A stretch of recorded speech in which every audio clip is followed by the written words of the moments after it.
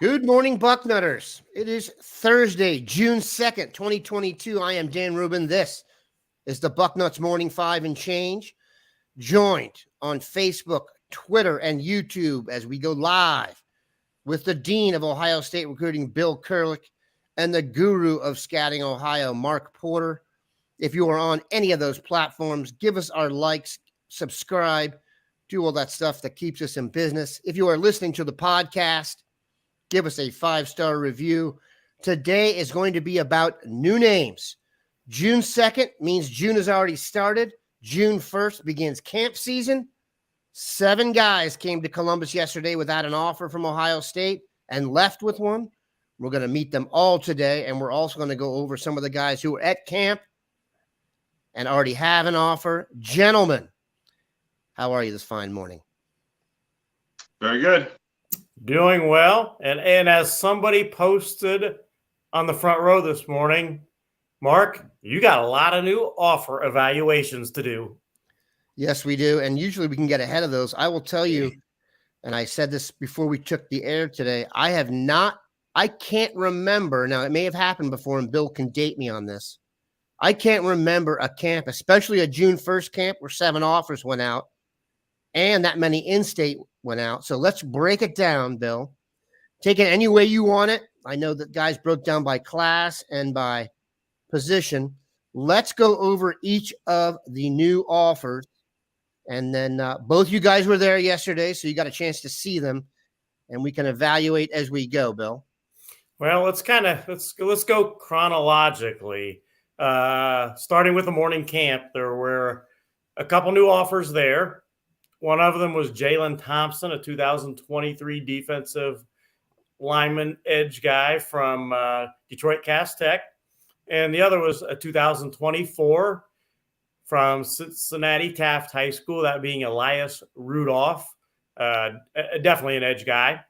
And those were the first two known offers. They came, as I mentioned, from the morning camp. Thompson's a guy that I think a lot of people have or had going to Michigan State. He's got an offer from Michigan State. He's got an offer from Michigan and some others. But I think Ohio State is now definitely throwing their hat into the ring. In the case of Rudolph, he really, really thin kid. He's going to have to put on a lot of weight, but physically, other than the weight, he's got some great attributes. It's just going to matter if he's got to get bigger and stronger. And you can do that with kids, as Mark, of course, knows. It's kind of hard to do a whole lot with athleticism, and he's already got that. So those were the 2 morning offers, and before we get to the afternoon offers, I'll throw it back to you guys. Mark, he was skinny and he worked out without his shirt on, so he's not worried about it. But he does have that, I don't know what you would call it. The best football coach I ever covered used to call it "favor," and it just means he's got that extra little juice. To put those guys in context for us with maybe what you expected.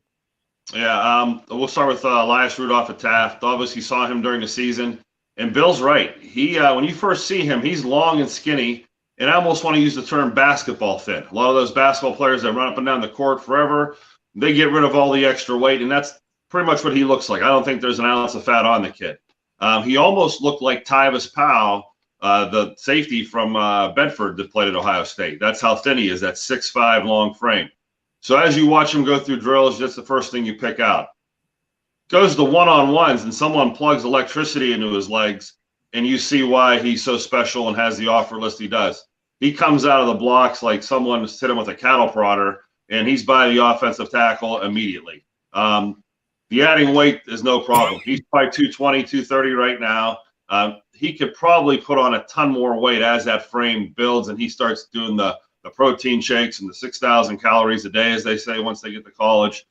His body will change over.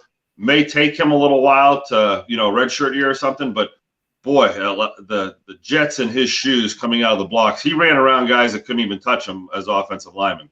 The other defensive end from Cass Tech, we noticed him at the Under Armour Combine this spring. When I was breaking down offensive linemen, yeah, I went back to my Under Armour breakdown. I said the best defensive end here is Jalen Holmes. And I wasn't scouting Jalen Holmes at that time, but he was the guy who was doing the most damage to the offensive lineman there. Jalen Thompson. Oh, Jalen Thompson. I'm sorry. Jalen Holmes already working on his second home and second contract, I believe, with the Vikings. These out-of-state guys will trip me up every now and then. That's why we have you guys here. But he did it at Under Armour and again at Ohio State. He was the featured performer. He has more weight than Elias Rudolph. He looked a little more thicker, like he's been in the weight room longer. Definitely had a repertoire of moves he could use, whether he was going inside or outside. So he had more polish. He was definitely the guy there that looked like he had the most seniority and the guy that felt the most comfortable taking reps. I think he was the leader of that group for sure. Both legit offers in your mind? Oh, yeah. I think they're both committable offers. I think either one of them. And I think if you're an out-of-state defensive end, shots fired. Get on board because Ohio State has a couple of guys in the home state that, hey, we'll take these guys if you guys aren't getting on board out of state. And Ohio State's desperately trying to get more Ohio guys on that roster. Bill, you get the vibe on both those guys that once they got, and this is not an uncommon thing, and I guess we can just address this as we go, that once they got the Ohio State offer, the Buckeyes have pulled into the lead group? Well, I think they're definitely a top contender for each one of these kids. Jalen Thompson was pretty excited about that offer. He talked about it. He had to leave camp. He didn't stick around the rest of the day. He and I believe it was one of his coaches came down, and they had to get back to Detroit. So he did not stick around, and do a tour all afternoon and all that kind of stuff. But he was excited. In the case of Elias Rudolph, I had known going in that he was really hoping to get that offer on Wednesday, and that had happened indeed. So yeah, they're both kids that in the case of Rudolph, I'd probably be a little more surprised if he didn't end up at Ohio State. In the case of Thompson, wouldn't be surprised at all if he ended up at Ohio State. The crystal ball, I believe, I checked it yesterday, was Michigan State for him. Well, Ohio State is definitely in the mix now. Five guys in the – go ahead. We should probably mention the ninth grader from Georgia who was also electric in those drills, and Austintown Fitch Brian Robinson. He's got a big offer list as a sophomore. He stood out there, obviously. I know that's a name we're going to have to talk about over the next year or so. And the kid from Georgia, Tyler Atkinson, oh my goodness. He too is pretty thin. He's 6'2", long considering he's a 6'2" eighth grader. Offered as an eighth grader because he was offered, I think, back mid to early May by Ohio State while he was still in eighth grade. And yikes, he's going to be a beast. I think that was one of those eighth grade offers that they said, you have an offer, but it's not committable till you get to camp. And I think now it's committable. Yeah. I think what he did, I think take him if you want him. Yeah, there was more than a few people, including a coach or two, standing around talking about, oh my gosh, what feet this kid has, and so on and so forth. He actually did a pass rush move where it was almost like the Matrix. He moved his body to the side around the guy's hands, and the offensive lineman literally came up with air. It was really impressive for such a young kid. I don't think I've seen that much polish on a young kid in a long time. By the way, he's not even remotely close to making a college choice or knowing where he wants to go. I talked to him quite a bit. I talked to him a decent amount before camp. Talked to him quite a bit afterwards, and I think at one point I said, give me a few schools that at least might start standing out a little bit. He said, not there yet. Names from the afternoon, Bill? What's that? Okay, the afternoon kids. Okay. Yeah, probably the biggest offer in some ways was that they offered a 2023 quarterback. There was two quarterbacks working out inside. They worked out for Ryan Day and Corey Dennis, and they're both 2023 kids. They're both committed elsewhere. One of them is Austin Novosad. He is from Dripping Springs, Texas, and he's committed to Baylor. The other being Jax Leatherwood from San Diego, California, and he is committed to Nevada. Leatherwood is all of 6'6", I'd say he is a long kid. In the case of Novosad, he's about 6'2", 6'3". Watching the guys, and Mark and I talked about this. If you're a 6'6" kid and not the most mobile kid in the pocket, you better be an absolute gunslinger. And he throws the ball well, but looking at things, I really, and Mark and I talked about this, I felt like the guy that was going to get the offer was the kid from Texas, Novosad. And that's exactly what happened. He got the offer. Definitely excited about it. We had a story on Bucknuts really pretty quickly with quotes from him about that offer and so on. And right now it's kind of thinking process. Does he go ahead and make an official visit to Ohio State or not? He doesn't know right now. And, I don't know. I'm not a Baylor guru. I don't know what their process is on that, how they feel about that. And maybe he doesn't even know yet, but he's got some thinking to do. And he is, thinking at this point, will he make an official visit to Ohio State? Well, I think this, if Ohio State had a quarterback committed to them and he was still camping elsewhere, I would not feel good about it, regardless of where he went. What'd you think of him, Mark? Yeah, I thought when you go into that personal workout for day, all the other quarterbacks are outside and you get picked to stay inside. That's a high-pressure situation. I thought they both handled it well, but Bill alluded to it. The bigger, taller guy just didn't drive the ball the way we thought he might, looking at him in the pre-thing. And then when I thought they both went outside, I thought when they were throwing to receivers, the Baylor kid looked much better, looked much smoother, looks like a better athlete. And I thought Bill had it correctly halfway through the day that's the kid that would be offered. But it's almost like you're recruiting a gap year. You have a quarterback behind you. You have a quarterback in front of you. Who do we get to fill in this gap year? And you're going to committed quarterbacks other places. Yeah, Bill, what do you make of that? Obviously, 2023, we've discussed ad nauseum what's going to happen here because, if they have Raiola in 24, a lot of people believe they even have Ryan Montgomery the year after that. Do you think this kid's really going to consider Ohio State? I think he's considering, yeah. Which way it's going to go, I don't know right now. The kid doesn't even know right now.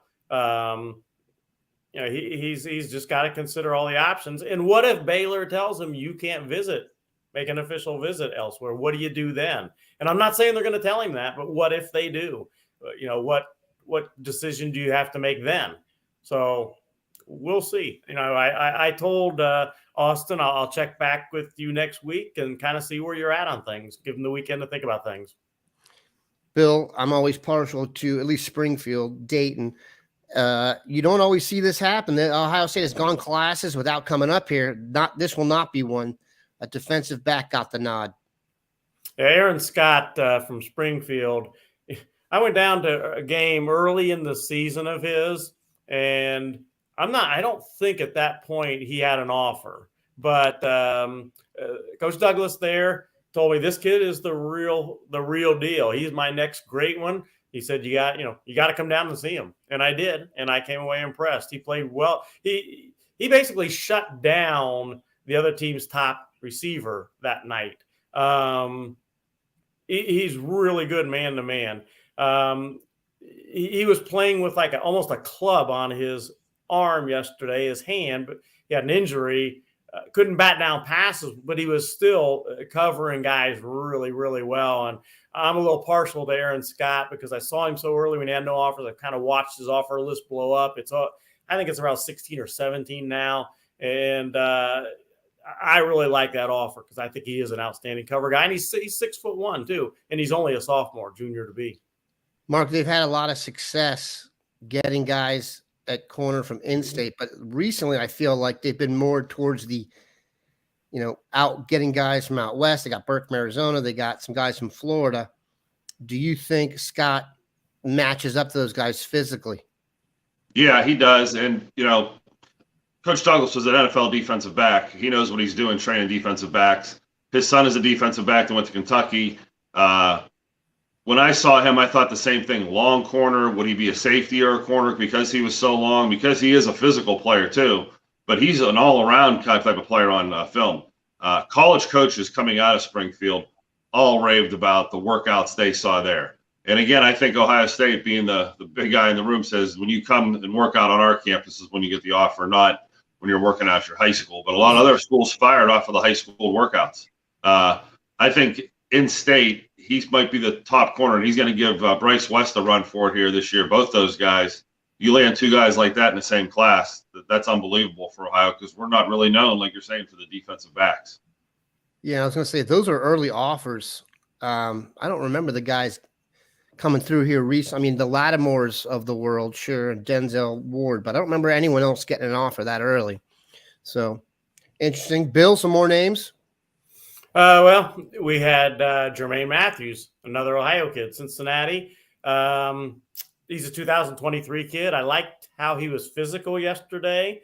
I think he's a solid guy there. And it's going to be interesting what happens with him now. I think, if I'm not mistaken, I believe the crystal ball before the Ohio State offer had him going to Cincinnati. And before anybody laughs about how could anybody consider Cincinnati over Ohio State, I'll bring up one guy, 2 words, Sauce Gardner. And that's what Cincinnati's throwing at these guys now. Hey, we just developed Sauce Gardner.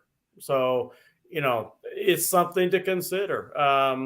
And he has been considering that Cincinnati offer. Now, Pat had talked to him yesterday, Pat Murphy, and we had the whole crew pretty much at Bucknuts out on the field yesterday. But besides Mark and I, we had Patrick Murphy was there the whole day, and Steve Hellwagon was there. So Patrick Murphy went ahead and did the story on him, and the kid certainly sounds like he wants to be a Buckeye from what he told Pat. Your thoughts, Mark? Yeah, he had probably the biggest offer list in Ohio. And when we had these conversations before, who would be the next player in Ohio that maybe could get an offer? Jermaine Matthews was the top of the list. Cameron Calhoun's at his school, and he's committed to West Virginia. So you had a pairing of corners at Winton Woods, and that doesn't make sense while they're in the state championship game, an Ohio State corner, West Virginia corner. But everyone had told me Jermaine Matthews was a cut above the other kid, Calhoun.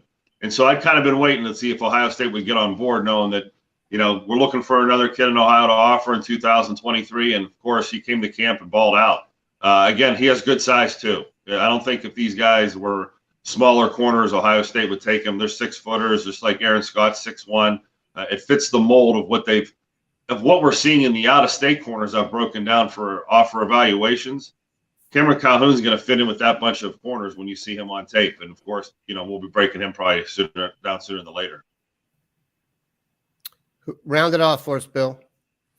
I think we're down to 2 names, I believe, if I'm not mistaken, as far as the offers. Garrett Stover, safety out of Sunbury Big Walnut, just up the road from where I live. And then going farther away, quite a decent amount farther away, maybe a little bit of a surprise offer in some ways. Kid from Indiana, wide receiver, 2024, Mylan Graham. And that was his first offer yesterday. Good way to start.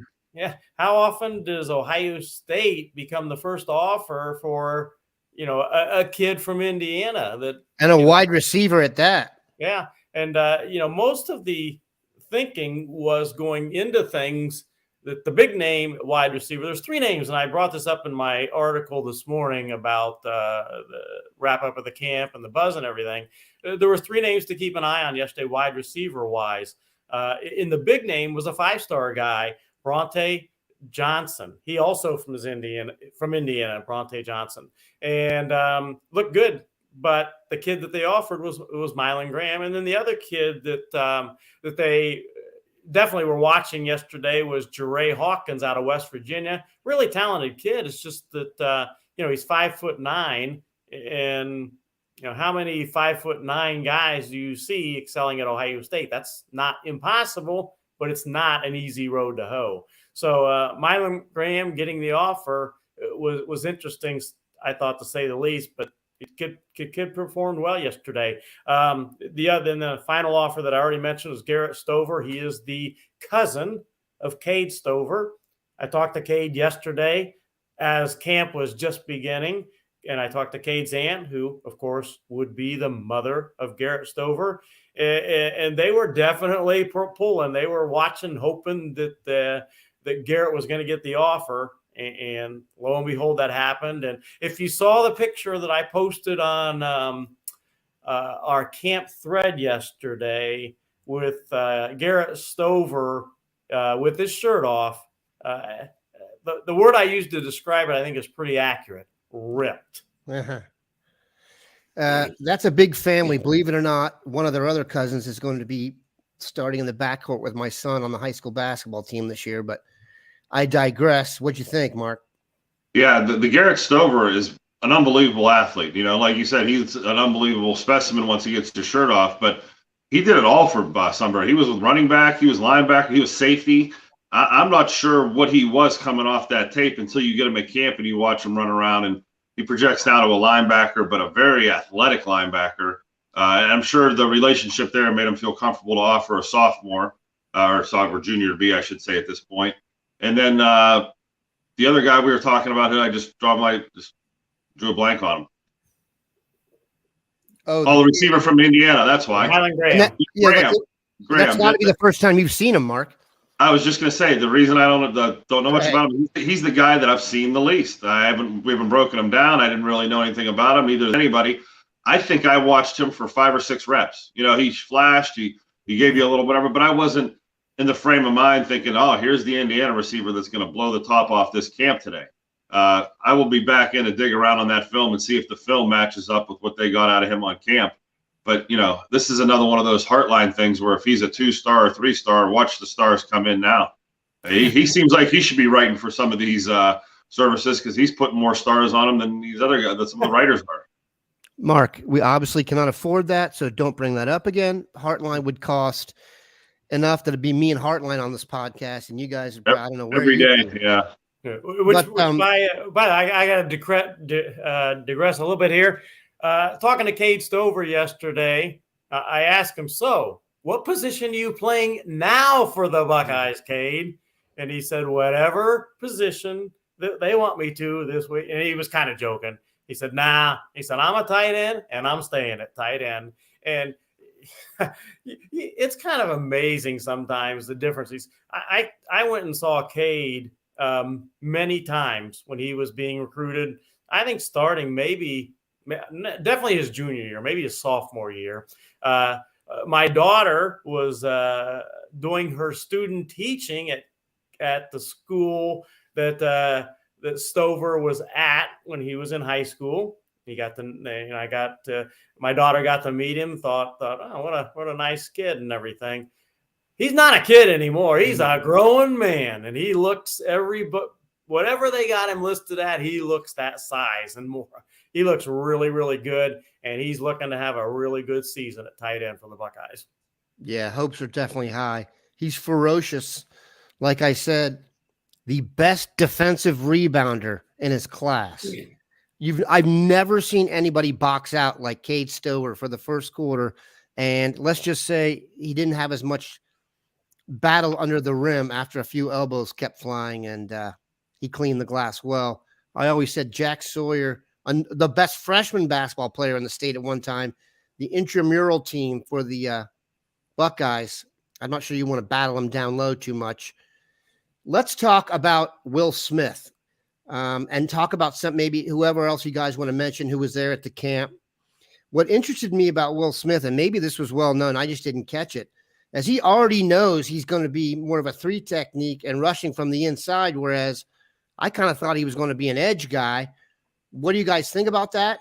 Bill, how does that affect his recruiting? And Mark, what do you think about him as that kind of prospect? I will say this, when I saw him yesterday, his lower half and stuff, he's starting to look more like his dad, and he's kind of, the term we use is brick S house, but he's definitely thickening up, so it's not as surprising, but just kind of interesting. I thought he was going to be an edge guy, and it sounds like they're going to use him as an interior rush guy.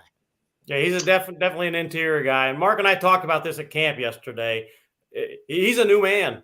He looks a whole lot different. Mark and I both saw him early in his junior season in person.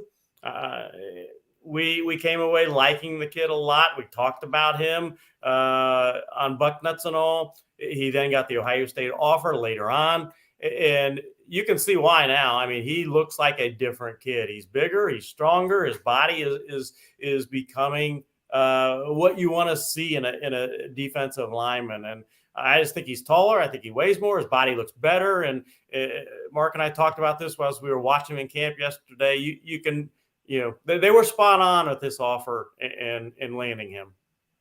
Yeah, let's rewind to his sophomore year where he was an edge player, and that's what he was doing, coming off the edge for Dublin Kaufman.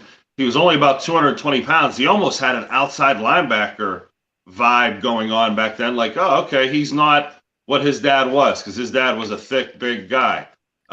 We saw him this spring, in the fall, what impressed me when we did the tape is he was productive in the game. He was making plays in the backfield. He was disruptive. So I liked him as a football player. And I honestly thought his body was still a little bit of a tweener. Okay, he's an outside linebacker that's got bigger. Now he's a defensive end. He's kind of in this tweener area. All that discussion is gone. The weight's there. The filling out is happening. It's a definite 3 technique. He's got the explosion for inside, but he's no longer the outside edge. We saw the twitchy guys outside with Rudolph and the younger guys there. This is definitely a 3 technique. And boy, he put on a show in some of those pass rush moves. There's a couple of those offensive linemen are still trying to figure out where he's at.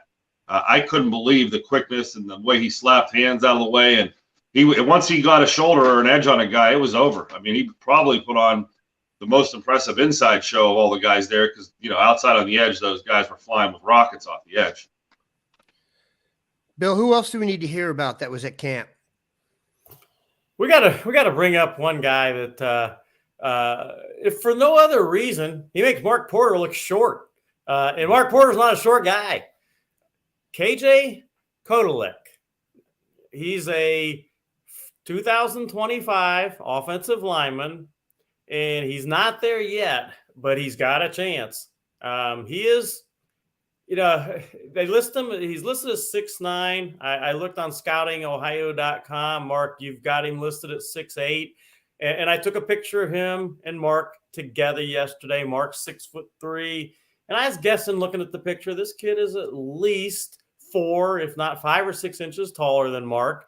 So he's somewhere, I don't know the exact height, but he's somewhere between 6'7" and 6'9". I think he's going about 285 now or so. And he's got a chance. He did some good things yesterday. Again, he's a really, really young kid. He's huge. Those kids at that age, that big, it's going to take a little time, but he's a guy to keep in mind. Mark, where is he from? And is it possible for guys to be too big? Okay, yeah. So he's from Winford, Ohio, small school. His coach alerted me to him coming out of 8th grade. And I thought, okay, most kids that are this big at this age look like a giant sack of potatoes. They got fat coming out of them in every different area. You can barely keep it all in.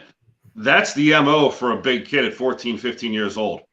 He turned 15 at the end of February. So he's, a 14-year-old at like 6'7", 6'8", it's unbelievable. And if you look at his body, and we have a picture of him, he's linear. He's a flat-bellied kid. He doesn't have a washboard type of chest, but there's not fat on him. There's not like, that round body. It's a athletic-looking tight end body, dare I say. Okay, and boy, did he hold his own in there. He already looks like Storm Norton, and that's the left tackle for the San Diego Chargers. He came out of Toledo, Whitmer, and went to Toledo. But as an 8th grader or freshman, that's what he looks like already. So there's guys playing in the NFL that look like him at 14, 15 years old. Very impressive. Some of the other guys I noticed I want to talk about is I walked out of the quarterback workout at one point because I wanted to see Tavian Galloway and Jackson McGowan, the tight ends. Everyone's been talking about Tavian Galloway. Will he be one of the next to get offered? Jackson McGowan's the tight end committed to Cincinnati. It was ironic that Guy Scott was the tight end working out with these guys and demonstrating the drills. Why? Because both of these guys are like Guy Scott. They're receiving tight ends. They can run like deers. They're not the blocking types coming out of high school. Jackson McGowan played receiver actually his sophomore year. And a lot of people said he'll never get over 200 pounds. He's kind of thin-framed. I don't want to talk about big butts, but that kid's got a big butt all of a sudden, and he's on his way to 220, 230. and he's looking the part at tight end. I was really interested in thinking, if they like what they're seeing out of Guy Scott, or if Guy Scott, is this move tight end and starts, beating people and catching balls, Jackson McGowan's a guy they're going to go to, and same with Tavian Galloway. He's a year younger, but those two standing next to each other pretty much looked identical. They have the thinner frames for a tight end. They're not going to remind you of Jake Ballard or an offensive lineman. They're going to remind you of Guy Scott or something like that. Both of them flew through the receiving drills. They were very hard to cover, very athletic, and they put them through an intense blocking workout on the shoots. So Kevin Wilson kind of got what he wanted to see out of those guys. Are they tough or whatever? If the Galloway kid at Chillicothe can block this season on film and prove he can reach 9 techniques and be a man on the edge, he's looking like a heck of a prospect. But Jackson McGowan committed to Cincinnati. I'd say red alert for him too if they're looking for an in-state tight end. Those guys definitely shined yesterday. And I want to add, there's one other tight end, kid from North Carolina, Vance Boyard. Kevin Wilson is working to get another tight end. I'm telling you, he spent a lot of time with those kids yesterday. Wherever Kevin Wilson was, those 3 kids were with him from get-go. He watched them. He evaluated them, and now's the time. Do they offer one of them a scholarship or more than one of them a scholarship? In the case of 2 of them, they're 2023 kids, and then Galloway's a 2024 kid. But Kevin Wilson is very intent on adding a tight end, if he can get a great one, to the one they have for the 2023 class, that being Ty Lockwood from Tennessee. So, we'll see what happens. But if they don't end up offering one of these kids in the near future, it won't be for a lack of evaluation and lack of work on Kevin Wilson's part, because he was all over it yesterday. Yeah, Bill, Mark mentioned this, and we had it in the boarding house yesterday. Galloway already has a really nice offer list. Some of the schools you don't necessarily get up here as much, your North Carolinas, your LSUs, have already pledged for him. He does just seem to be really into the recruiting process as well, as you follow him on social media. So his name is out there for sure. And we are going to take a quick break and then come back and take a few questions. We're already at 32 minutes. We're going to take 1 or 2 questions after a quick break so I can sell an ad. And we are back. I'm going to ask just a few questions, Bill. Here's the obvious one. We must always do this question because we are a recruiting outfit. Who do you think of those at the camp yesterday that didn't get an offer will end up getting one, Bill? Well, I think one of the tight ends is a candidate that we just talked about. I think the wide receiver maybe that we talked about earlier, or I'm sorry, the wide receiver from Indiana, 2024 kid, Bronte Johnson. He's a 5-star kid. Ohio State doesn't go by those rankings, but they do get ranked high for a reason. They've got talent. So I think he's a possibility. I think that perhaps caught a lick down the road. I don't think that'll happen anytime soon, but he showed me enough yesterday that he could possibly get an offer down the road. And when I say down the road, I don't mean in a couple weeks. I mean in a year, 2 years, whatever. Yeah. Right. Go ahead, Mark. There's one name that we didn't talk about, Angelo McCollum out of Lewis Center, Olentangy. He was there last year, put on a show. He's a defensive tackle, probably going around 6'2". He looked to get bigger and thicker. He's really athletic and active. I'd throw his name into the hat down the road. He's a 2024 local kid. How about Freddie Lennox Jr. being there from Massillon? And, the college coaches I was talking to had a little buzz. I don't know if he's an Ohio State guy, but he ran 4.37 in Massillon's pro day, and he was flying yesterday. He's a corner that's, 5'9", 170, 180. And, like the coaches I was talking to said he's a slot corner. He might not be big enough to play on the outside or maybe even be a slot receiver, but with that type of speed and Lennox being the last name and related to a Buckeye, he was someone that people were keeping an eye on him. Jacob Harris was there from Westerville. That's the son of Josh Harris, the quarterback at Bowling Green. Wow. So there were a lot of interesting guys I was following. Stanley Jackson Jr. was at camp. Another name that Buckeye fans will, hear from. So these guys might not be offers down the line, but as I was going around and checking on different groups, there were some of the names that were popping up. People were talking about rare air to get a Buckeye offer, and if 7 of them already offered, I mean, how many more could have been at the camp? It'd be one of the most loaded camps in the history of Ohio State if there were 10, 12 kids that eventually get offered from this camp. Yeah, like we were saying, I don't remember a camp like yesterday, especially with the Ohio flavor to it, which was cool. All right, we're going to finish with this, Bill, and you can pop in on this as well, Mark. We were getting since Richard Young made the announcement that he's not going to take his official visit to Ohio State and he's going to take it to Oregon. Running back has been a major topic of conversation here, Bill. Everybody knows they already have Mark Fletcher in the mix, and they're after Justice Haynes, but there's new names popping up. Shocker, another one from Georgia just popped up. Please assess the running back situation, and then you can even get into this question from Grant Nichol, where things stand with 24 top 2024 running back targets like Stacey Gage and Jarek Gibson. Well, again, they've got Fletcher, and they feel great about that. Fletcher's an outstanding back, but they really would like to get another back in the class. They would have at tops 5 scholarship running backs on the roster. At tops, maybe 4, but at tops 5, because you don't know who all is going to leave at any point with the transfer portal these days.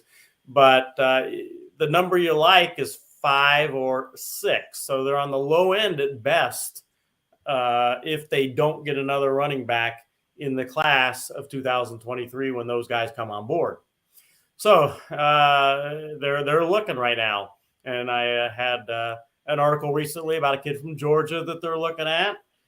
But right now, I don't think there's any one guy that you could say, all right, this guy is likely to be the other back in the class. As far as the 2024 class, and there's still time, by the way, plenty of time.